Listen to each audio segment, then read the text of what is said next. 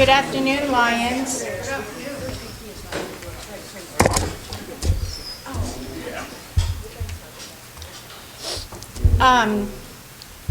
Lion Howe?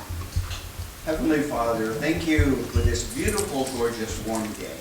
We appreciate the sun because it brings out the goodness and all the vitamin D into our bodies. We just thank you for all the things. We thank you for all the blessings we had over the 4th of July and this last Thursday. And we just ask you to keep us prepared for what needs to be happening at the fairgrounds and this coming Thursday. Bless this food to our bodies. In Jesus' name, amen. Thank you. And Lion Jeff, will you lead us in our Pledge of Allegiance? Allegiance to the flag of the United States of America and to the republic for which it stands, one nation, under God, indivisible, with liberty and justice for all. Thank you. And Lion David, would you lead us in our song? My country, 'tis of thee, sweet land of liberty, of thee I sing. Land where my fathers died, land of thy pilgrims' pride, from every mountainside, let freedom ring. Thank you.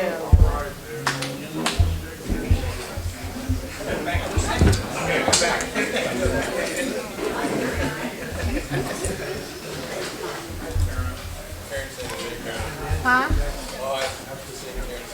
Oh, Lion Tamers, do we have any guests?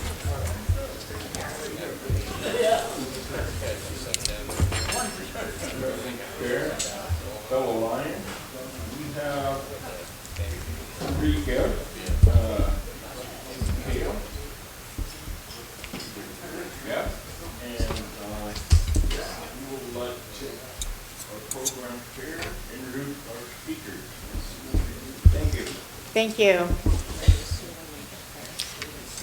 Lion Penny, do we have a sunshine report? President Cheryl, fellow Lions and guests, actually, nicely, we have no report today. So, means everybody's well, right? Yay, that's good to hear. Thank you.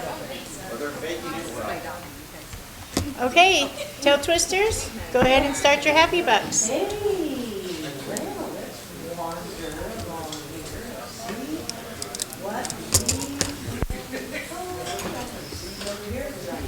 No, that's the script. My gosh, this always got something. President Sherry, thank you. That threw me off. President Sherry, all Lions and guests. I couldn't resist. Are you aware that the belly button is basically a scar with the gut and a knife fight with a guy in a mask being evicted at the first location? Don't think about it. Good news, bad news on our heat pump. We had repairs done about a month ago. Ellen panicked the next day. She said it wasn't working, things were cold. She called Renault Electric. They walked her through how to use her app to set emergency heat, which worked fine. About a week ago, I asked, well, did they say when they're coming out again? She goes, well, I never scheduled another appointment.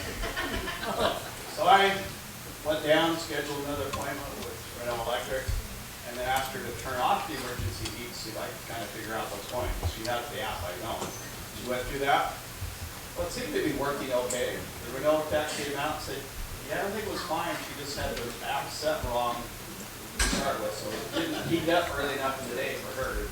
I got to make a tech call, but the good news is I don't have to replace the heat pump.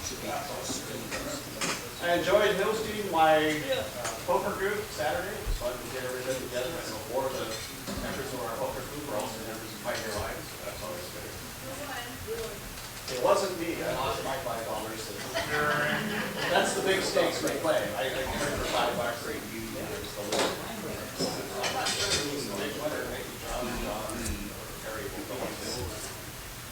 Quote of the week from Victor Hugo. You can give without loving, but you can never love without giving. The great acts of love are done by those who are habitually performing small acts of kindness. Thank you. And past President Cindy. Or she wrote it down too. We're getting to that age. President Sharon, fellow Lions, I guess. So I have some happy, well, actually, no. Okay, so they're gonna start off with, kind of sad. I found out on Thursday I can't work in the truck ladder because of the smoke situation. My athlete does not like it.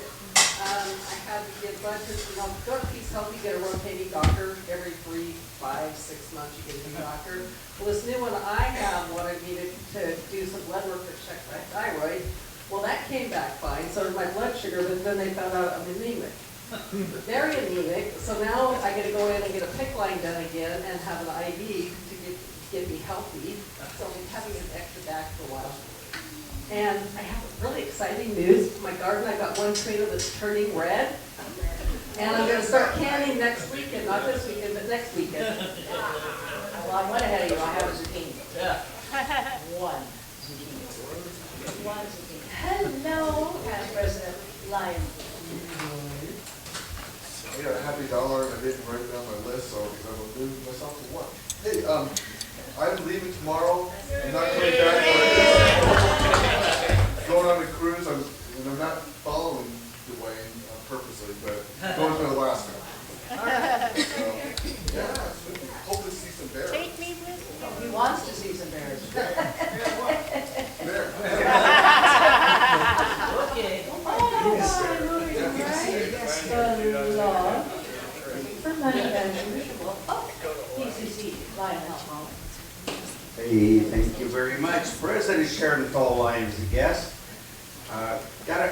Number one is I got a text from my brother that the airplane engine broke, so they couldn't get out Sunday, and they're got out today. And everybody at the copies today said, oh, he just wanted to stay and gamble more. That's what happened. So we're wondering if you put Coke in the engine, right? Yeah. Two, we had a wonderful weekend. My daughter's grandson, son-in-law, we all went up to a wake up in Point No Point for a aunt who had passed away, who had been 100.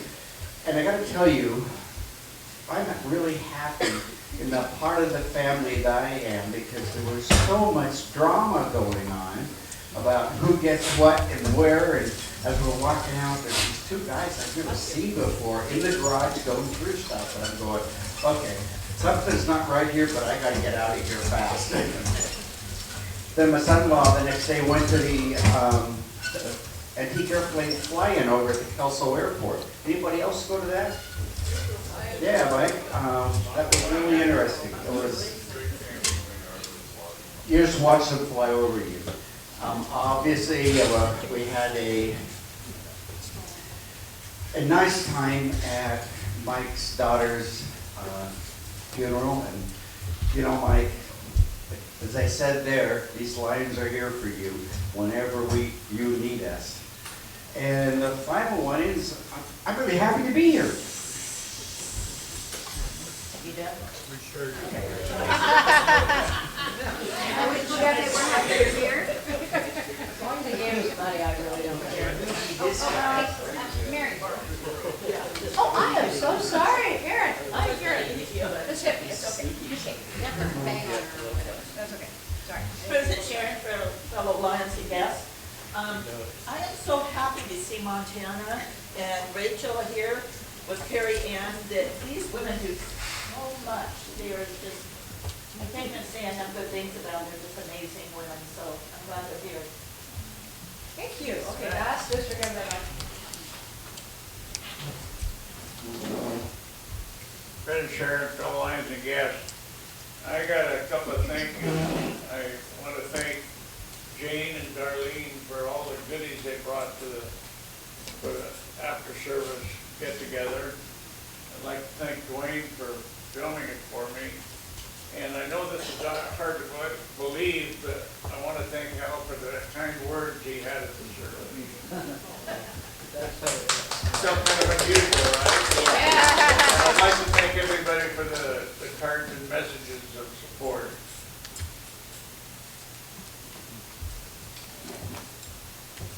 Yeah, you. There you go. All right, finally, yeah. I kept looking around and I see no other money, so. No other choice? I know, I had no other choice. President Chair, fellow ladies and guests, number one, I'm happy to be here today. I didn't think I'd be here for a couple of weeks. Number two, I had that damn operation on Friday where they took the polyps out of my nose and out of my sinus cavities. And the lobotomy?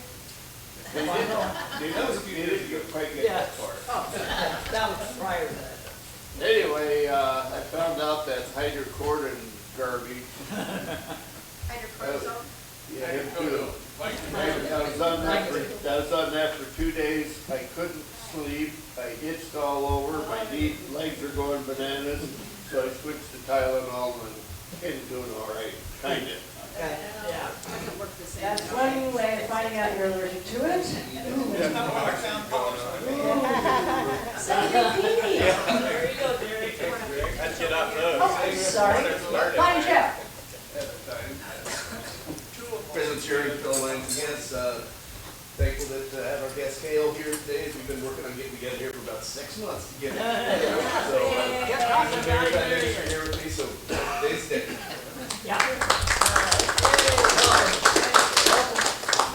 Second VP.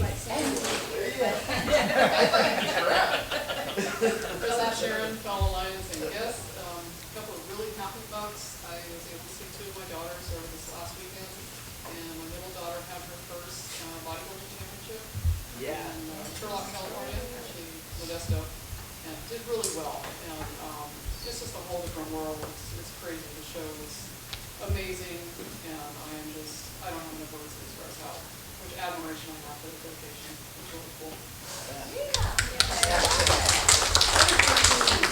So, Ann, you're going to be in it next year, right? President Chair, fellow lines and guests. I never heard Claypool, Couch, Woody, and who else am I forgetting from the Lions Club? Myself. For winning $8 at our poker game, taking the Joe Trophy home. I think that's why everybody's all mad. 2 months in a row. Good job. That looks like a leader.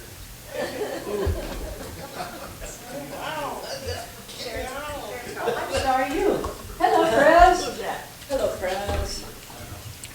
Well, that's right. She has her own. You get the money. You're confused. It's confusing. Thank you, fellow Lions and guests. I have a sad dollar, but I'm making it a happy dollar. Today is my late son Raya's birthday, and I have chosen for that it's time to live in the memories. So we're choosing to have happy thoughts today. So. Thanks for the gift he was. Thank you, Tail Twisters. We're going to pass it right along now to our program chair, Lion Larry Hansen.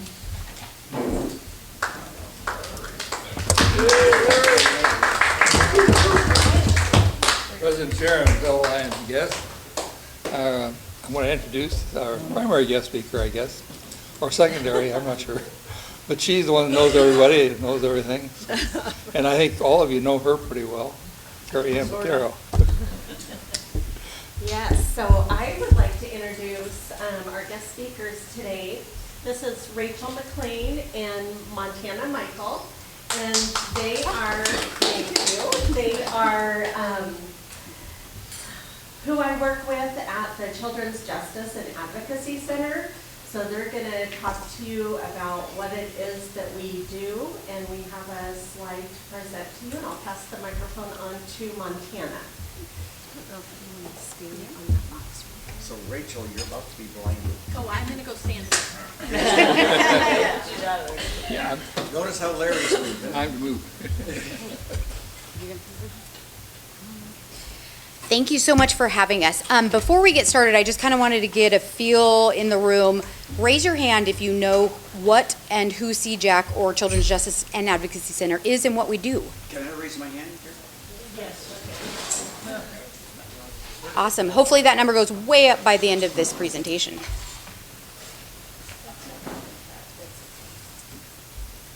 That work? Yeah. That works. So we are Children's Justice and Advocacy Center, and we serve Cowlitz and Wahkiakum counties. Next slide, Joe, please. Carrie Ann, as you well know, she is our executive director. Rachel McLean is our forensic interviewer, and I am the family advocate and outreach provider. Our mission: to serve children and families that are affected by child abuse and to provide a collaborative and compassionate community response.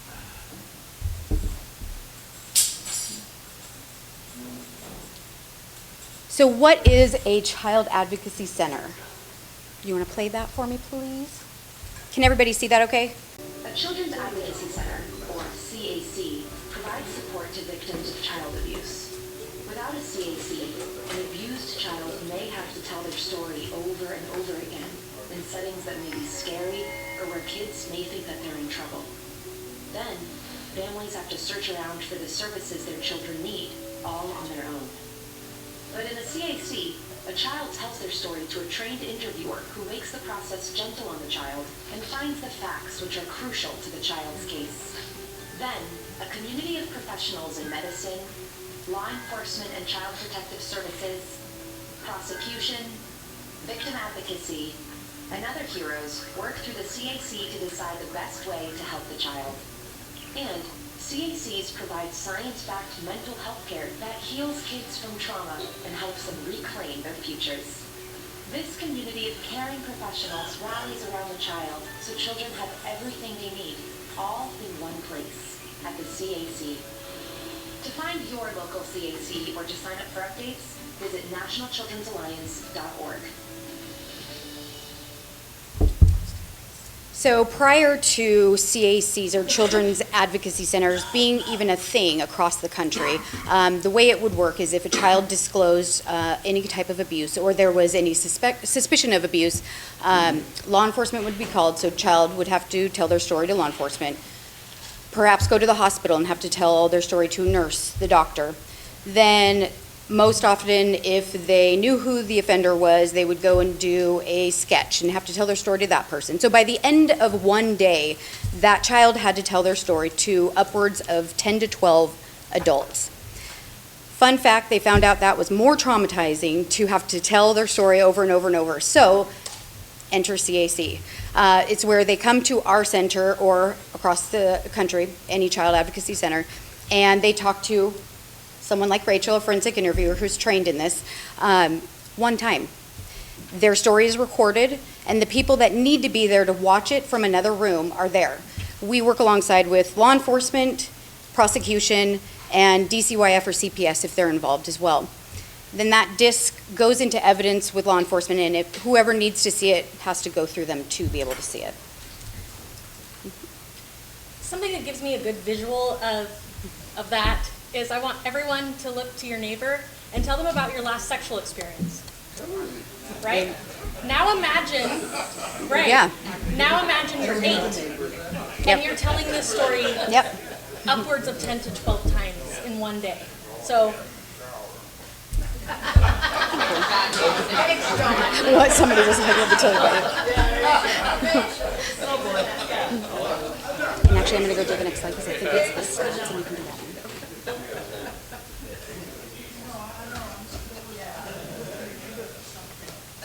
we're going to look at statistics.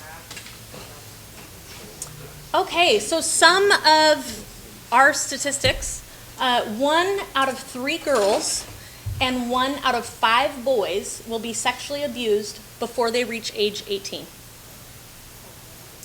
In 2024, Cowlitz County served 337 individuals with advocacy services, so that's CJAC, and we conducted 135 forensic interviews. 84% of children, 84% of child maltreatment perpetrators in 2020 were either parents or caregivers of the child, and 16% were non-parents or had an unknown relationship. So that whole idea of stranger danger is garbage.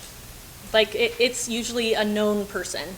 90% of child sexual abuse victims know their perpetrator in some way, and 60% or 68% are abused by a family member.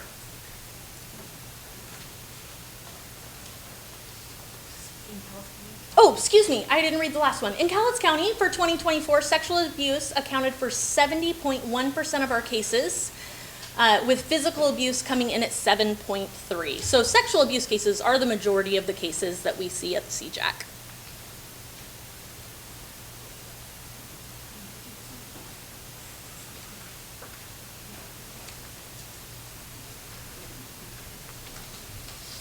So at majority of CACs, more specifically CJAC, ours, the core of the services that we provide there are the forensic interview, advocacy services, and advocacy services is very gray. There's not a black and white to my job because support and service for every family and every kiddo looks different. So it's D, all of the above. It could be navigating through the legal system. It could be just sitting and listening. It could be going to the smash room and breaking something. It could be taking a walk around the lake and having some ice cream. It literally could look like any of that kind of stuff. And then we send out what we call CAT team referrals. It's our specialized medical team. And they take a look at the case and they decide whether a specialized medical needs to occur with the kiddo. Then the other one we do is our mental health referral. And we contract with Counseling Services and Associates. They actually are the only counseling place in Cowlitz County that have certified therapists to do counseling with kiddos who've experienced abuse, whatever that abuse may be.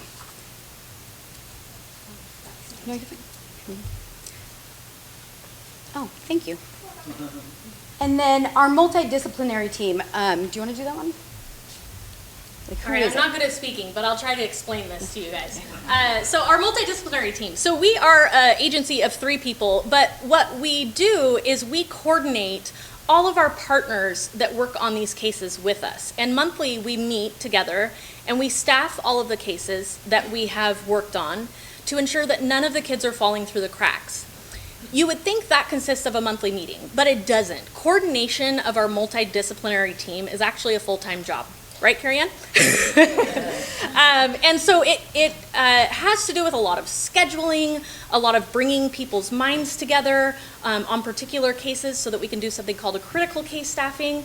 But with our multidisciplinary team, that I think Montana already mentioned, but it consists of prosecution, mental health, advocacy, medical, what am I missing? Community-based advocacy. Law enforcement, of course. And DCYF, social workers. So we all get together monthly and we staff the cases that we've been working on to ensure that our kiddos aren't falling through the cracks in Cowlitz County.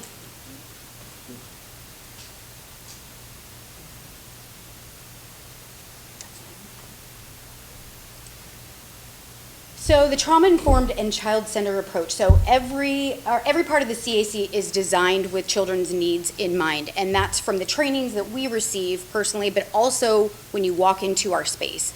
We are very, very mindful of what that waiting area for our families looks like and designating specific areas for teen tweens, for kiddos who have sensory issues, anything like that. And we are trained. Well, we're trained on a lot of different things, but most importantly to respond with compassion, sensitivity, and the skills that are needed to deal with kiddos and their families who are experiencing trauma. The goal is to empower the child's voice and a pathway towards healing.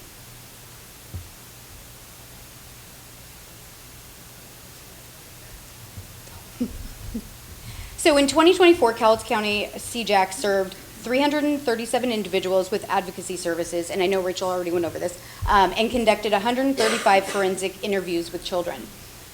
Our main goal is to make sure that our kiddos, every single one of them that walks through our door, feels safe and heard, whatever that looks like. Our goal is also to make sure that investigations are more effective, families are supported throughout the entirety of the case, and often beyond. And by all of that, communities become safer and are more informed. Questions? Yes. I'm one of those that look forward to jury duty, most people don't, but they feel like it's citizenship. But the one time that I absolutely could not continue was the case that had to do with a 4-year-old girl being abused. You have to deal with that on a regular basis. How do you take care of your own mental health as staff? That's a great question.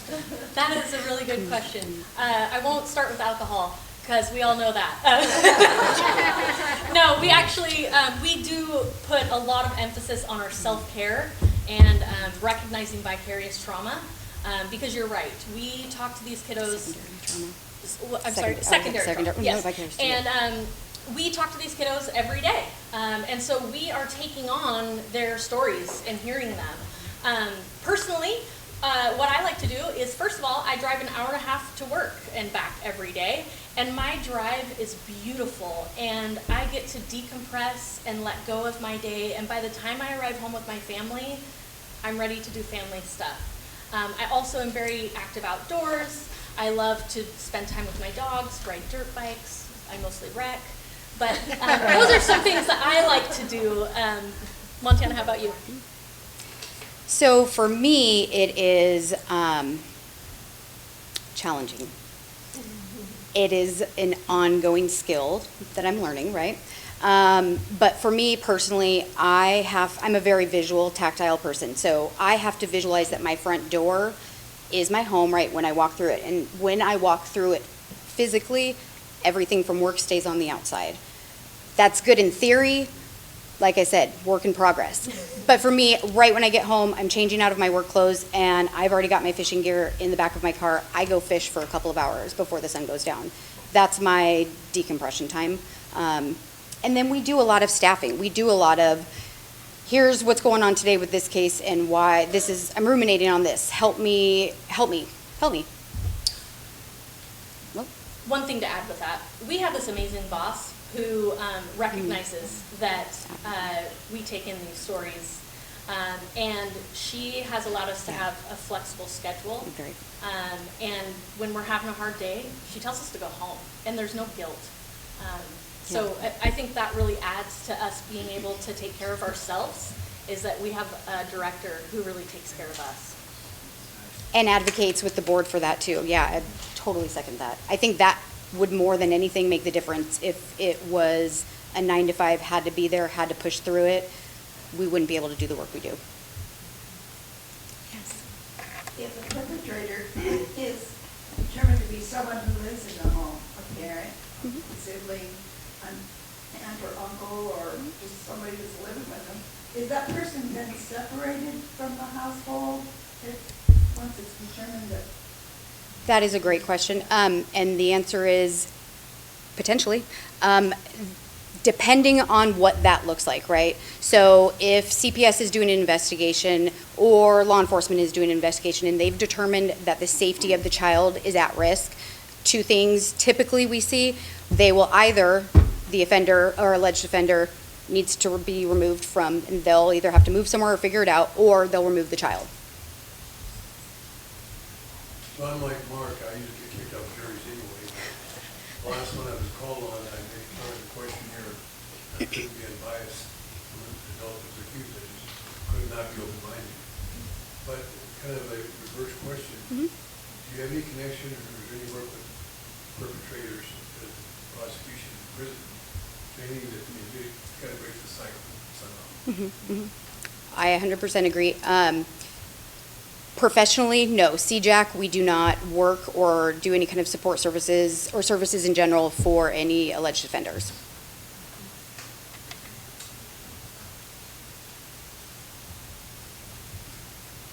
How do your cases come to you then? Do they come through CPS, directly from parents? Yeah, so all referrals to CJAC come either one of two ways, either from CPS DCYF or from law enforcement.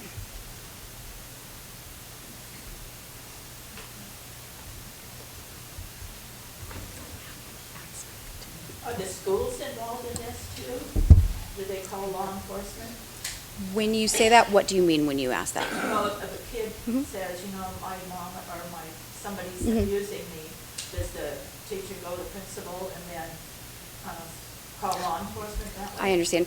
So teachers are just like us, just like counselors, just like a lot of professionals are mandatory reporters. So if a teacher receives any disclosure or suspicion of abuse, any kind of abuse, they are required by law to report that.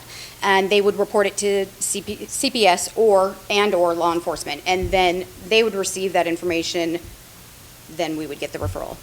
And there's only 3 of you there, do you think there should be more people out there? I mean, what you guys do is. I'll let you answer that. Wow, yes. You know, I was surprised. So the other day, I think Rachel told me, go look at the website. There's a CAC, which is the Child Advocate Center, which is what we are, in Oregon. And so I looked at their website, but one thing that I was shocked to see is there were like 30 people working there. And so we are a little bit limited because there are 3 of us. Funding does become a factor for that. But we try to research and get grants wherever we possibly can for wages and things like that running the center itself. Because we do pay for counseling and provide referrals to medical appointments too. So we may be providing gas cards so they can go to their doctor's appointments. We do have a unique need, which is I passed out the flyers, is we are moving at the end of this year. So it wasn't necessarily planned, but kind of expected. We moved into the Family Health Center building on 14th Avenue a couple years ago. Just knowing that that was going to be a temporary place because they wanted to move eventually all of their admin to that building. So they would like to start that next year, which gives us till about the end of this year to find a location. And so what we're finding, of course, is rent is double, possibly triple what we are currently paying, and would have a whole bunch of expenses, including furniture and things, because we are using the Family Health Center.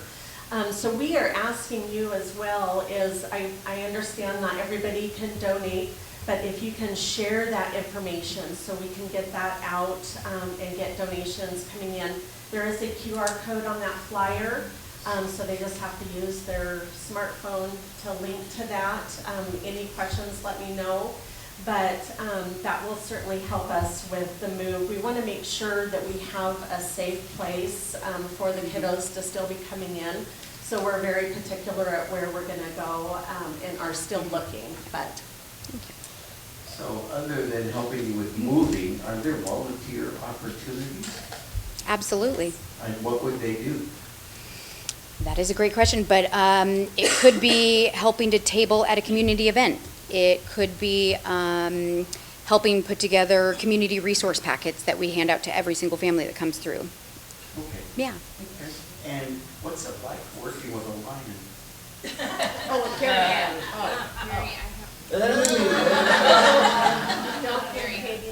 Don't look at Katie. I wasn't, for the record, I was not going to answer that question.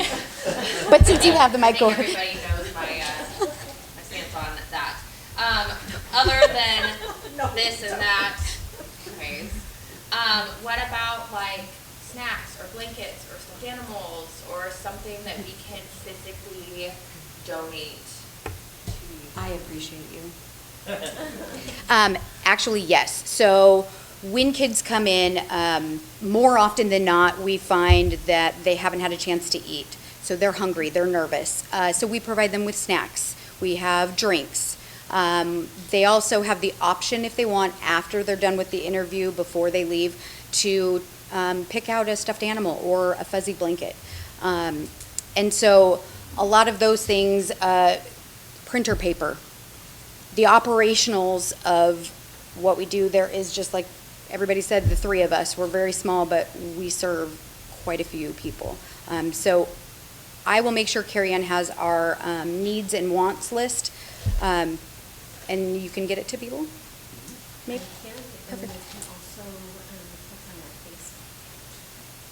Oh, yes. Also on our Facebook page, it is right at the very, very top. Thank you.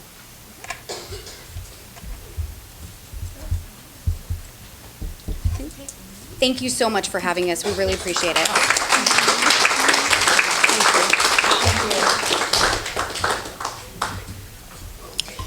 I have a mug here that I would like to present you with.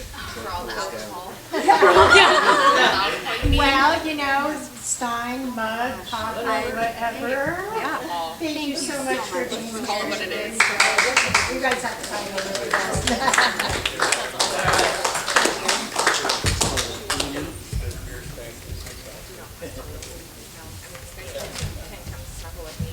Sorry. That's fine too. Here.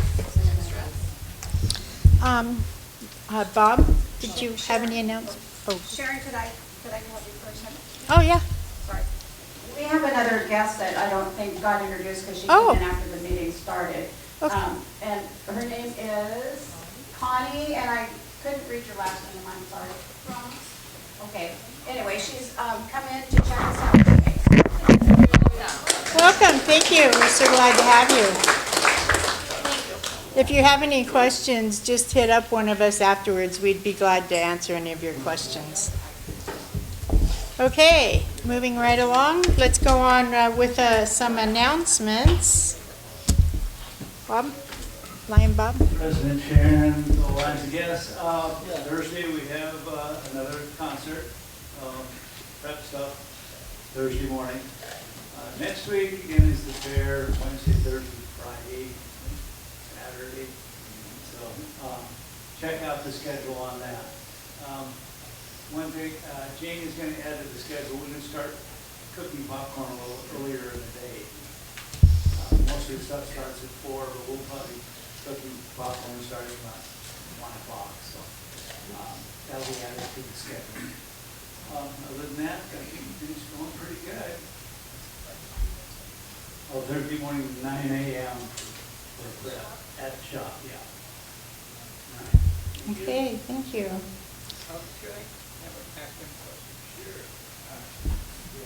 realize you can't tell us for certain as far as money-wise, but the extra people that they've got down there that Yeah. are we doing well? Yeah, we did pretty close to normal last year. Down just a little bit.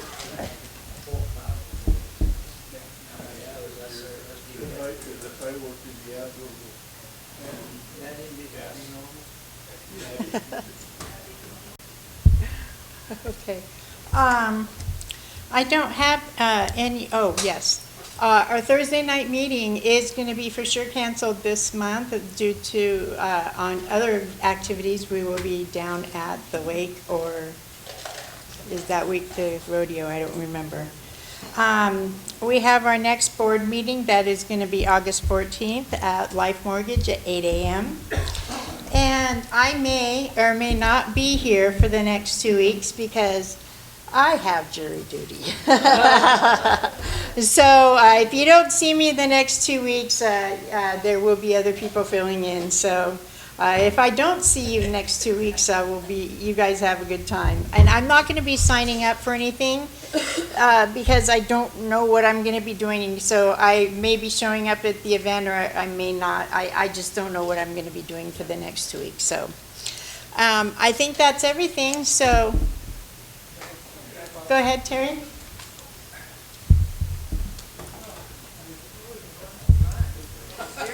Yeah. Uh-oh. Good job, Jerry.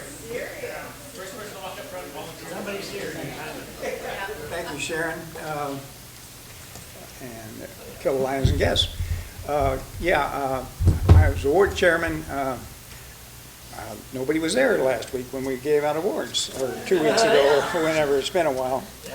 So, at any rate, they're here today, and I'd like to present Unsung Lion of the Month for May this year to Dave Muniz for all the work he does in learning the popcorn and everything.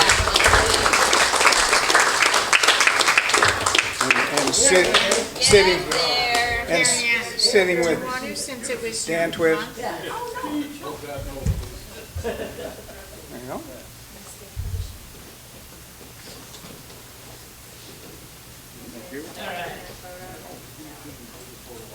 Yeah.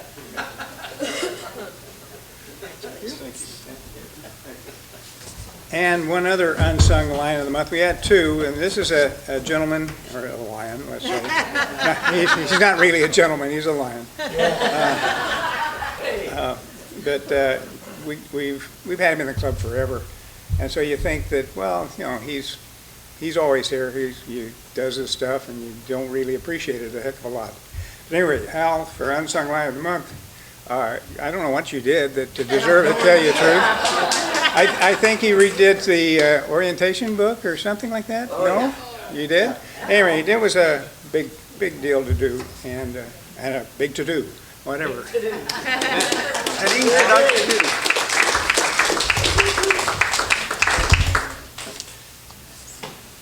Gonna present him one? I'm just gonna wait for another month. And I should give Ann Camarda a lot of credit because she actually read everything. Made it easier for me. She's the only one in the club that could read. Okay, I'm through. Thank you very much. All right. Good job. Thank you, Lion Terry.